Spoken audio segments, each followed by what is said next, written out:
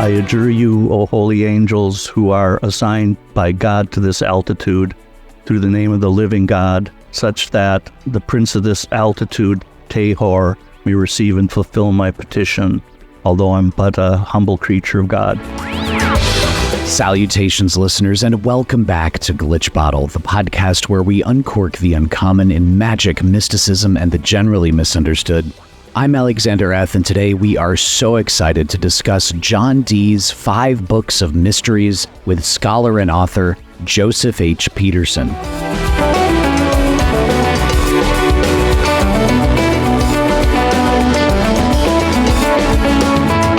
Why is the Mysteriorum Libri Quinque, or the 5 books of mysteries, written by John Dee nearly 500 years ago, one of the most important core texts of occult literature?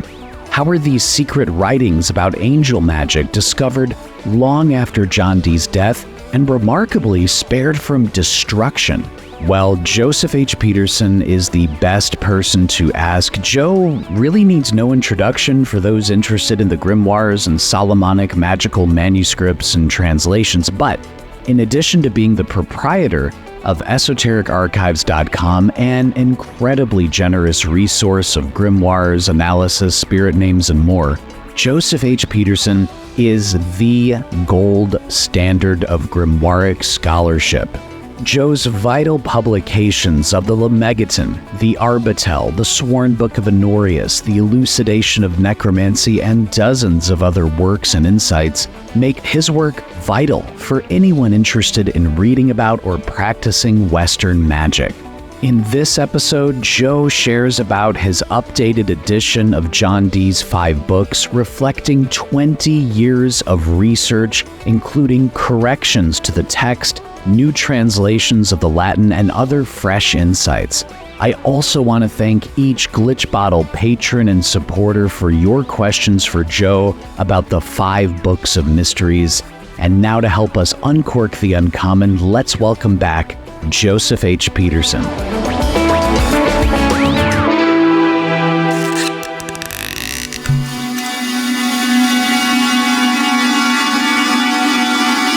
Joseph H. Peterson, thank you so much for taking the time and returning on the Glitch Bottle podcast today.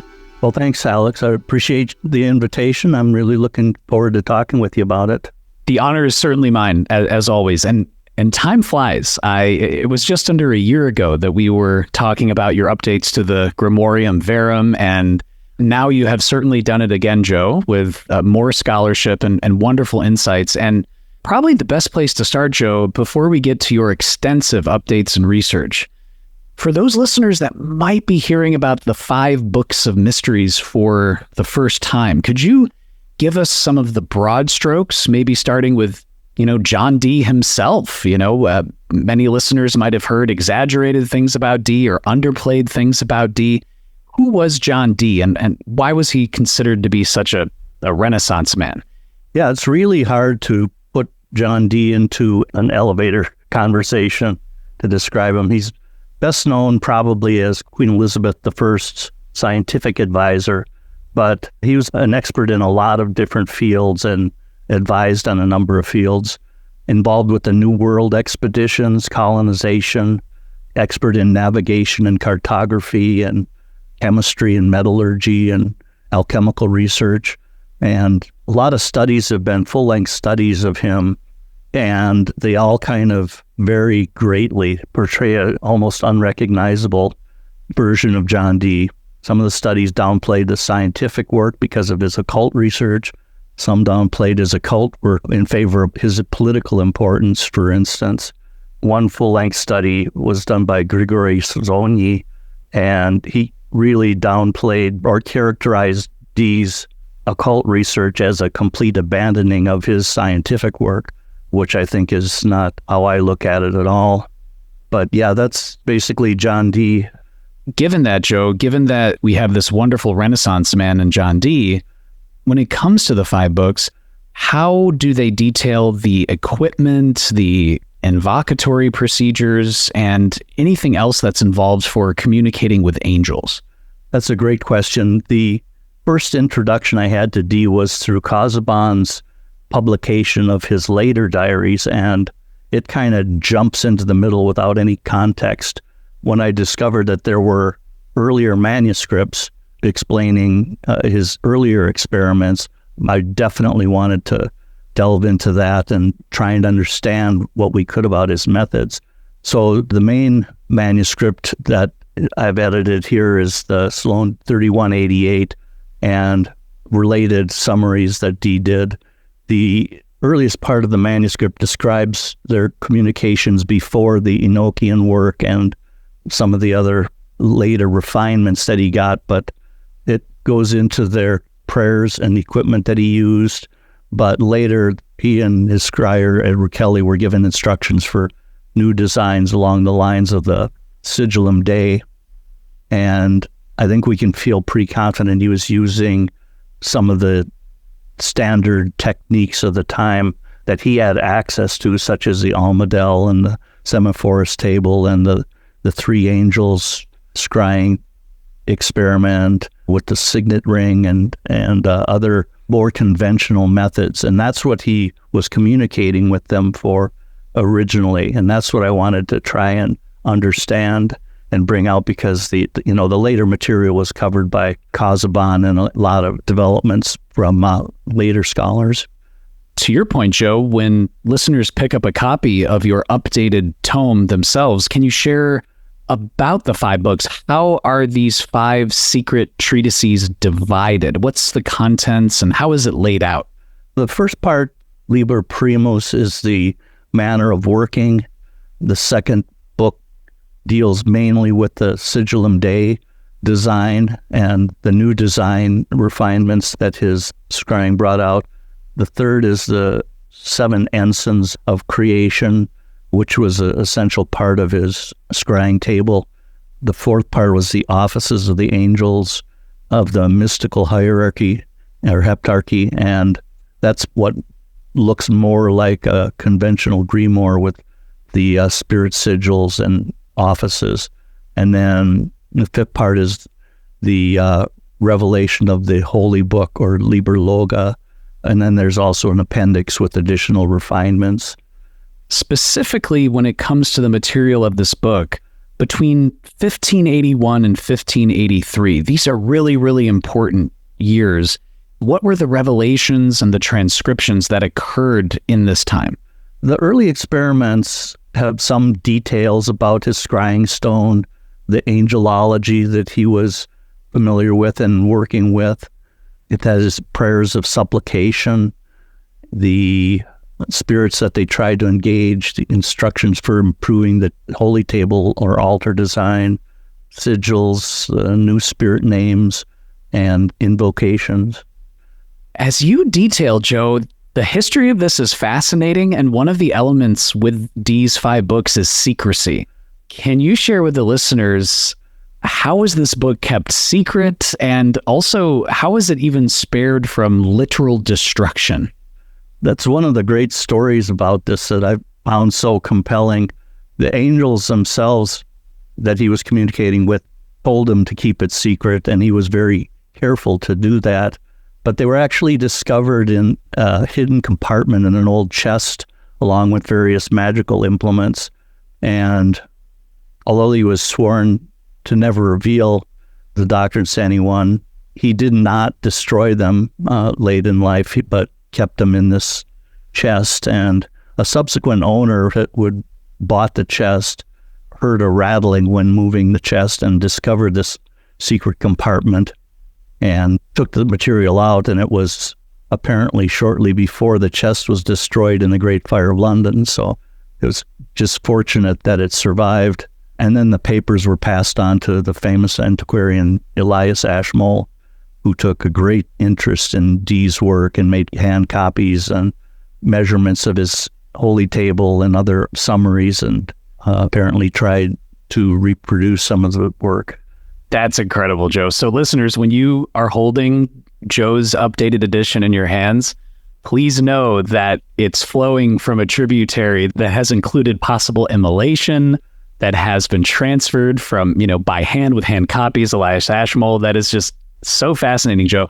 When it comes to Enochian, one of the first ways that people might get introduced to it is, of course, going back 100 years or so from our current time, 120, when you think of the late 1800s, early 1900s, and of course, the Hermetic Order of the Golden Dawn, Mathers and Crowley.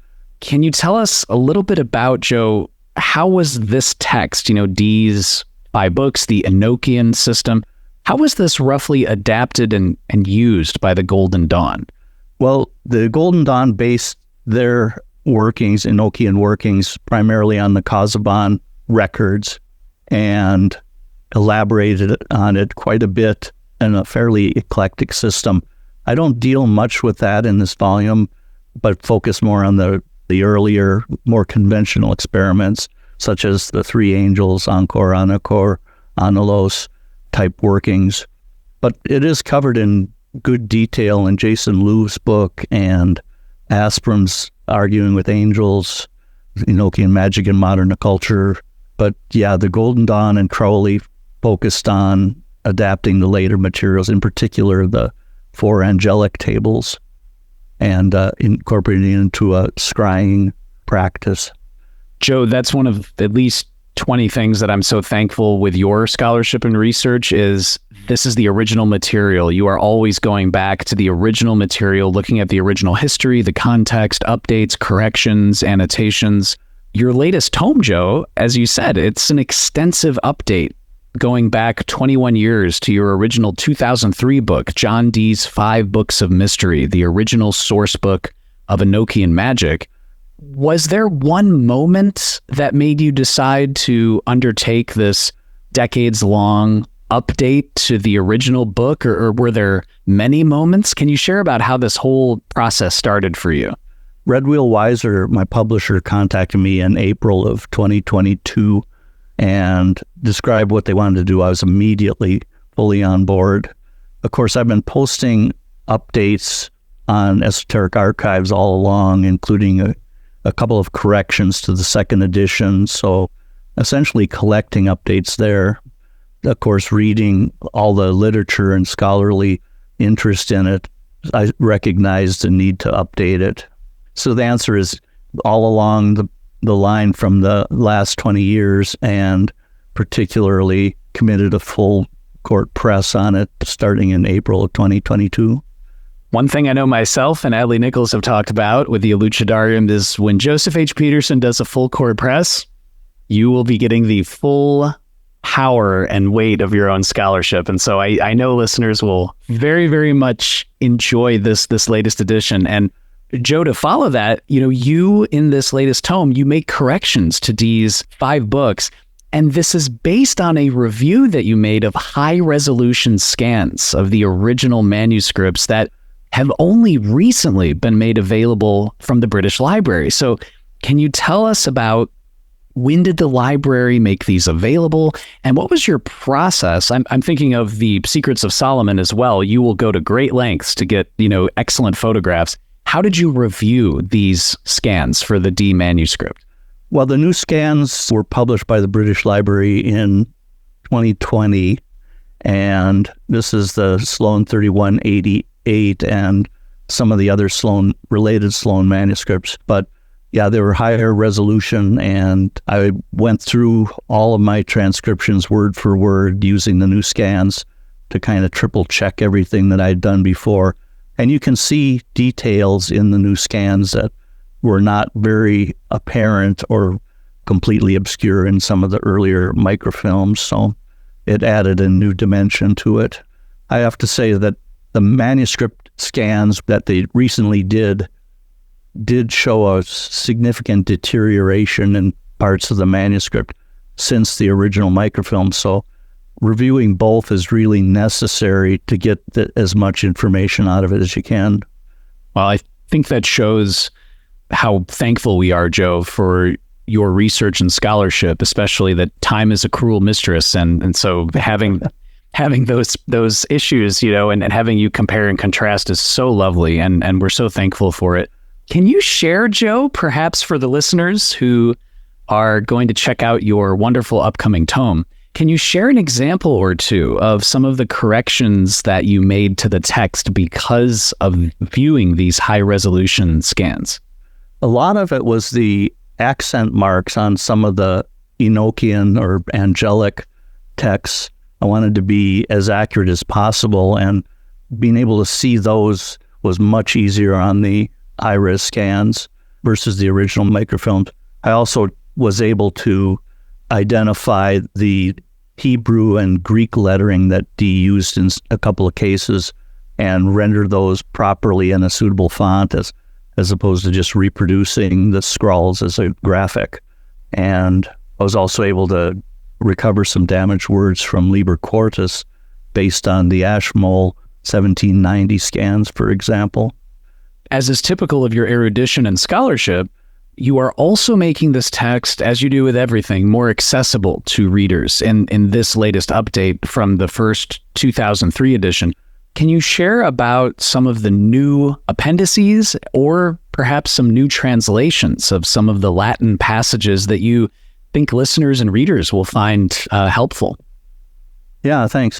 The first and second edition, I had excerpts from the Libri, which is a much later text, and also Athanasius Kircher's discussion of Sigillum Dei, and that was in Latin, and I had a Latin version of the Three Angels scrying.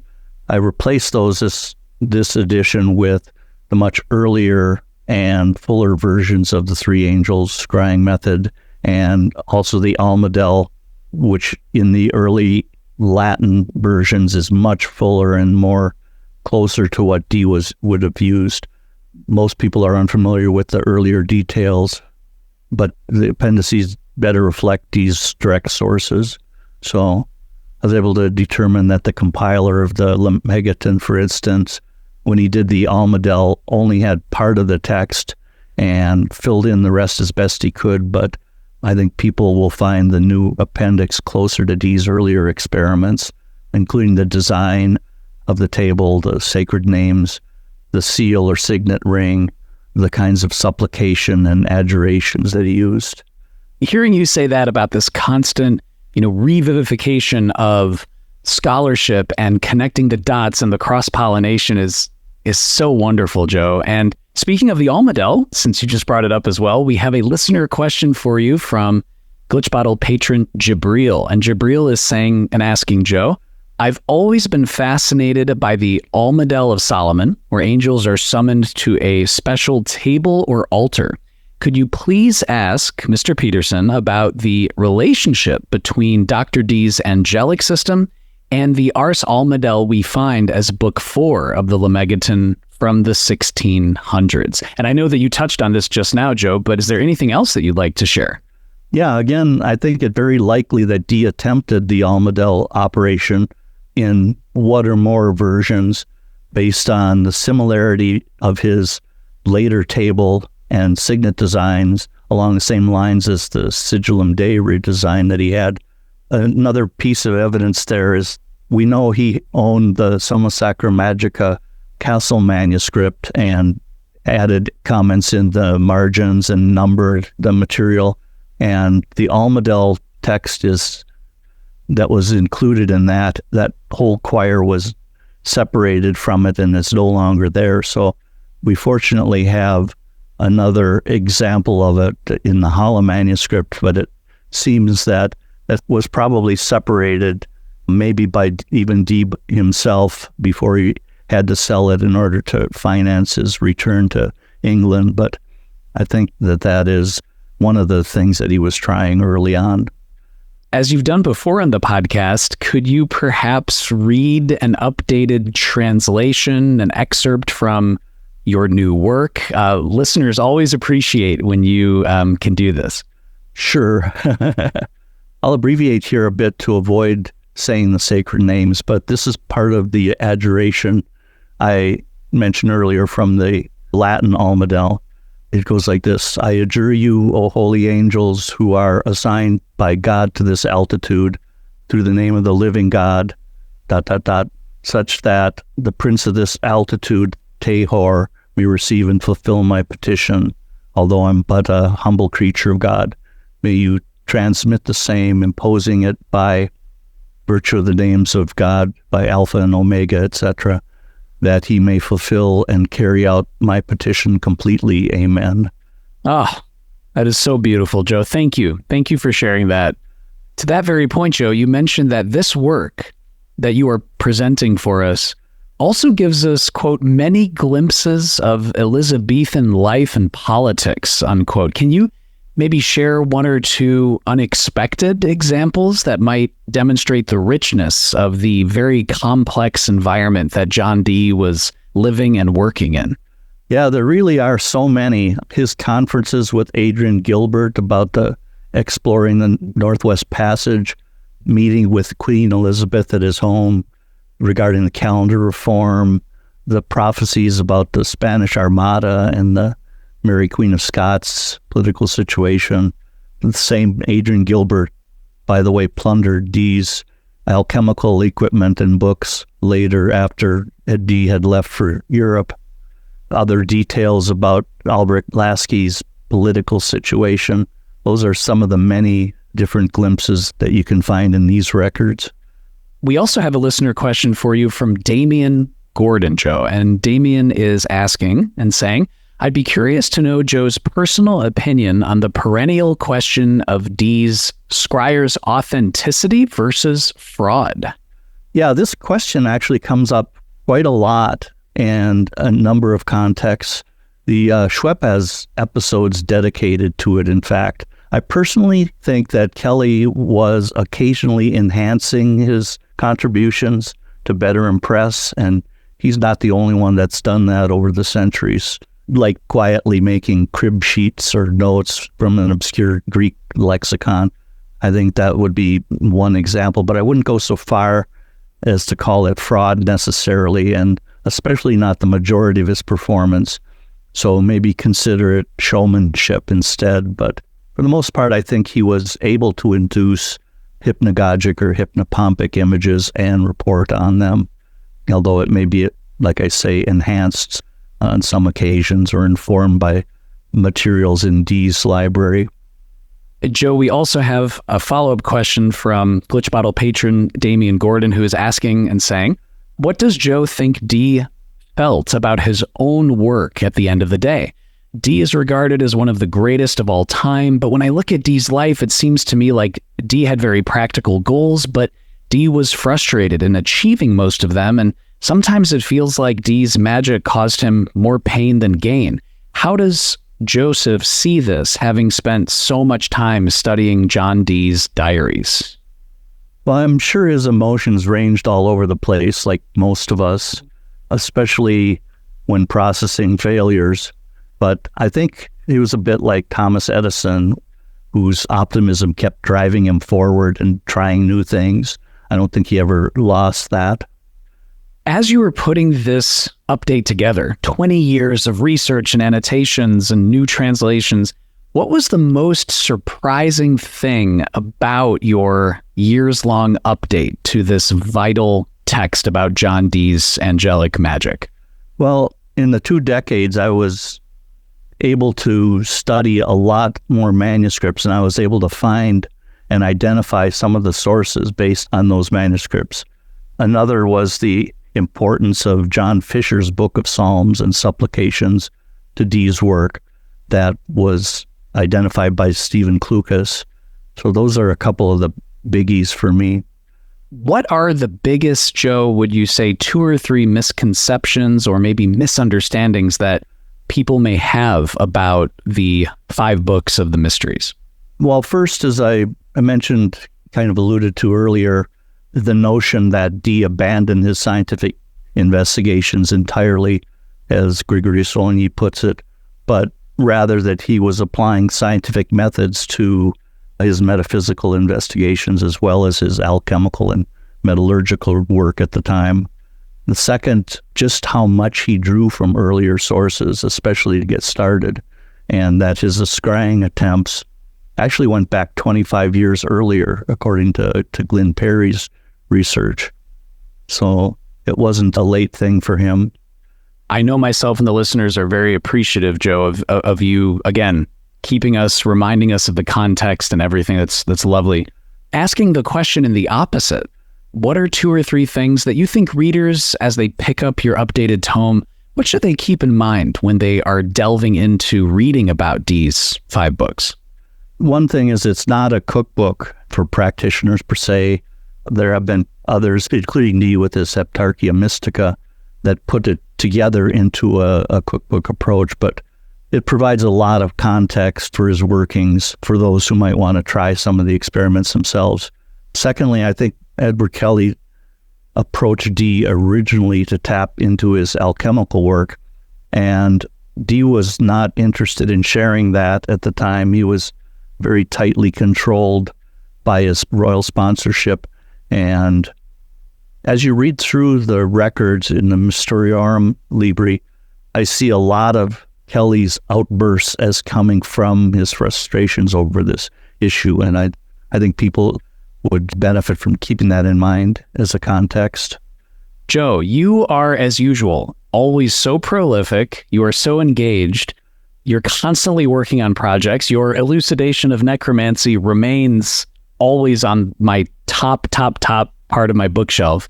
Can you share with us, Joe, any hints on what other projects you're working on, or anything that you're thinking about with research and new investigation? Well, one thing that I haven't disguised too well is the Almadel. I have translated the Latin Almadel, but I still am trying to tackle that Hala manuscript, which represents the earlier version found in the Summa Sacra Magica. Hopefully able to do an edition that has all of those. The other thing is, one of the authors that Dee was very interested in and influenced by was Jacques Gohary, who was a 16th century Paracelsian scholar as well as a prolific editor. And his one book that's primarily on magic is on the magical use of noti, and that's one I put the Latin in on my website, but doing a translation and edition of that is another project I've been working on. Oh, lovely. Gohary also, if memory serves, Joe, going back a couple years with you in the Elucidarium and the Heptameron, Gohary playing a pretty significant role there too, right? Yes, and in the Agrippa editions that Perno was involved in publishing, as you mentioned, the Heptameron, the Archidoxies of Magic of Pseudo-Paracelsus, the so-called Fourth Book of Magic, Arbitel of Magic. He was involved in all of those, pretty sure on most of those. Scholar, author, esoteric legend, Joseph H. Peterson. You are, among many other things, the proprietor of EsotericArchives.com. I know so many people are familiar with this. This is one of the most valuable, in-depth, and scholarly resources that we have on Western esotericism and the grimoires, and it's been that way for years. But I think it's interesting. A lot of people might not be aware how the site started and a few of the other details. So can you share with us, when did you start EsotericArchives.com, and why did you start EsotericArchives.com? Well, it had quite a humble beginning. Actually, the first document that I put out there was in 1997, June 1st, to be exact. It was Giordano Bruno's Heroic Frenzies, 27 years ago. And I quickly followed it by Bruno's Umbris Idearum and John Dee's Holy Table and the Sworn Book of Iners. But my main motivation at that was I felt guilty about losing the U of M copy of the Heroic Frenzies while I was on a business trip, and I couldn't replace it. You just had to pay a fine for it, and it was fairly rare at the time. So what I did is I tracked down a copy at the Newberry Library in Chicago, arranged for them to microfilm it for me, and then I transcribed the whole thing using OS2 with VIA voice recognition software, and eventually put that on my website, which came free with my email and internet account at that time. So that's how it all got started. Listeners, I know you go on EsotericArchives.com, and here's something, Joe, that I was thinking. I've been wanting to, tell you this for a while, where if EsotericArchives.com was a book, all of the materials, how often I check it, how often I'm cross-referencing things, I would pay $1,000 for a book like that. And it's so amazing that you offer this resource for anybody to check out. And we're going to talk about ways that you listeners can directly support Joe and his awesome work. But Joe, before we get there, you are constantly updating esotericarchives.com. How often do you do this? What is your process for updating? Do you have a system to do this? Any peek behind the Joseph Peterson veil would be so cool. Well, all of that basically follows my interests. When I start studying a new text because of an earlier connection, I follow it down a rabbit hole, then I'll make updates based on my new findings. So sometimes I'll make dozens of updates a day. Sometimes I'll go for days or weeks without any updates. When I find errors or obsolete information, of course, I try to update it. Very rarely do I get corrections or feedback from people who use the website, but I always appreciate those and will put in corrections when I find them. I don't always mention it in the What's New document, but also when I find something interesting to add, like the additional findings I had on the Grimoire of Honorius exemplars. Joe, we also, to that very point, we have a listener question for you from Glitch Bottle patron Richard Irving. And Richard is saying, Joe, you are so incredible. Thank you so much for what you do. And I'm so glad you're back on Glitch Bottle. That makes two of us, Richard. And Richard says, I am curious, Joe, which entry or entries have required the most updates? For example, are there specific pages that are constantly changing and others that haven't been updated in a while? I know a lot of this depends on new grimoires and new material, but Richard is asking, Joe, I'm curious if specific pages demand your time in recent years compared to other pages. Thank you. Well, thank you, Richard. Appreciate the support and the comments and questions. One of my lingering interests has been Grimorium Verum and putting together a lot of information as I find it in there. I mentioned Almadel earlier, one of them that I'm constantly finding new exemplars and information about. Of course, documents that have a lot of links on them are very time-consuming to keep updated, but I try and do that. Example is the Key of Solomon. I keep getting notified of additional manuscripts, and when somebody talks about a particular chapter in the Key of Solomon, I'll go out there and take a look at what I have, and if there's additional examples I found, such as the Cox 25 manuscript, I'll add additional artwork and expand it that way. I haven't updated the Bruno docs in a long time, but those are some of the ones that are more time-consuming. Well, Joe, I've said it once and I will say it again. If Esoteric Archives was a book, how often, I know myself and I know thousands of other people check it and use it and cross-reference it, I would pay so much for a book like this. It's so incredible. And many people, in my opinion, Joe, they take advantage of esotericarchives.com, which is great for scholarly research, for curiosity. But I know we can also take things for granted in life. And this is why it is so important. Listeners, I am urging you to, if you can, support Joseph H. Peterson's work and support esotericarchives.com. And we will link below to a direct way URL that you can actually support in any amount to support Joseph H. Peterson and esotericarchives.com. So Joe, can you share about when someone does, support esotericarchives.com, can you share about the costs of maintaining something like this? The server space, the monthly costs, anything you'd like listeners to know? Yeah, thanks for the question, Alex. The costs of the website itself are not huge. There's, of course, hosting, domain registration, SSL certificates mainly, but the research trips and ordering photographs and that sort of thing is where the bulk of the cost of maintaining this comes. And trips to special collections to photograph things myself, such as the trip I made to Toronto to photograph Gerald Gardner's manuscripts. So it does add up beyond just the hosting of the website itself, of course.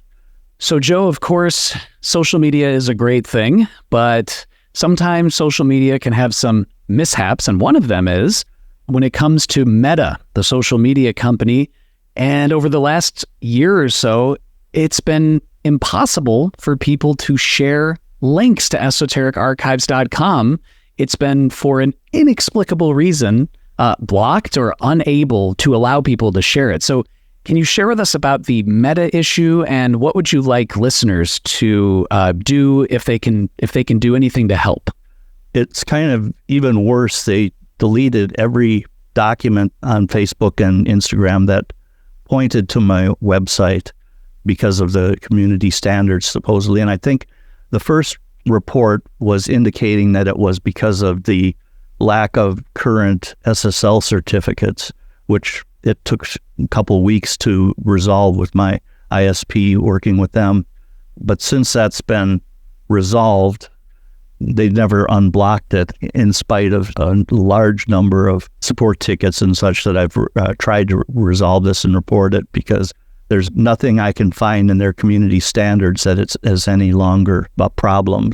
I don't know if users have any expertise in how to do this or suggestions, but that's one thing that, in addition, that could help support the Esoteric Archives. But it's essentially all of the documents have been deleted from Facebook, and people that were relying on those are kind of out of luck until I can get this resolved. They're not going to be able to be reconstructed, of course, with hundreds of those. So, listeners, if there's, again, any way that you can help or perhaps get some more information, that would be wonderful about the issue. And Joe, when it comes to supporting esotericarchives.com, you've shared about ways that it can help support your work, your scholarship. Can you tell us about on esotericarchives.com, which we will link to below? There's a specific support page that you can contribute in any amount. Listeners, by the way, I have done this myself. It's a great cause, and I would really encourage you in any amount, if you can, to support Joe. But Joe, can you tell us, a little bit about this page? Yeah, I don't have a Patreon page or anything like that, but there is a support link, as you mentioned, on the main page. Just to summarize it, appreciate feedback, suggestions, and corrections. You can support me by buying my books, of course. I do have a PayPal donation link on that page. I have a YouTube channel which people can subscribe to. Amazon links get me a small amount from Amazon if people choose to use those. Yeah, those are the main ways. Absolutely. So listeners, not only to check the links below and the video description below to order your copy of Joe's latest update with, of course, John Dee's 5 books, but also we'll have a link where you can just directly contribute any amount that you want. It goes to a great cause. You're supporting a legendary esoteric scholar for research, for travel, for ordering manuscripts, which can be a Byzantine process in and of itself, from libraries around the world, and so many other things. So is there anything else, Joe, that you'd like to leave listeners with, either about John Dee's 5 books or Esoteric Archives, anything at all? Just appreciate everybody's positive feedback on the work and suggestions. As I said earlier, I don't get a lot of comments and corrections, and especially information about newly discovered manuscripts that might be relevant. So I appreciate that. Esoteric scholar, author, someone who is just so incredible and vital to this grimoire renaissance. Thank you so much, Joe, for taking the time and stopping by the podcast today. Thanks, Alex. It was a lot of fun. Well, listeners and Glitch Bottle patrons, I hope you enjoyed that chat with Joe as much as I did, not only to check out his latest research with John Dee, Angel Conjuration, corrections to the manuscript of John Dee's 5 books of mysteries, but also, in addition, how cool is it that you and I can support Joseph H. Peterson and his research and esotericarchives.com. So check out the links below, because you can give in literally any amount and it goes to such a great cause. Also, a huge thank you to each and every Glitch Bottle patron and supporter on patreon.com/glitchbottle. If you would like to join Glitch Bottle and hop aboard the supporter caravan, check out also the links below on patreon.com/glitchbottle. As always, this is Alexander Eth reminding you to invoke often, uncork the uncommon, and keep the light.